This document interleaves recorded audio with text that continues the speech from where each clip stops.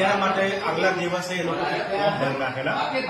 એની પછી બીજા દિવસે છૂટી 10 એવી માહિતી મળેલી. તો અમે પણ બધું જાણી વિચારીને કોણ કોણ ઉમેદવારો રહ્યા, કોણ કેવા છે, કેવી રીતે હેન્ડલિંગ કરશે એ બધું વિચારી અમને પણ મત કરવાનો વિચાર આવ્યો. તો અમે પરિપેક્ષ ઉમેદવારને મત આપીએ છીએ. અમે આશા રાખીએ કે જેને મત આપ્યો છે જેને સારી સંચાલન કરશે અને આગળ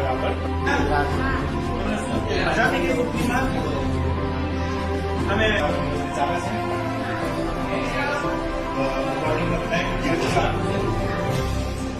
ઓછામાં ઓછા કેટલા મતદાન થયું, કેટલી સંખ્યા થઈ?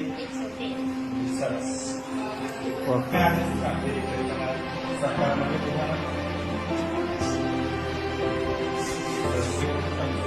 નિશાની મેળવવા કોઈને મોકલી આવ્યું તો નહીં ને? તમને કેવું ગમ્યું? ચૂંટણીમાં કેવું લાગ્યું? આવી રીતે ચૂંટણી યોજા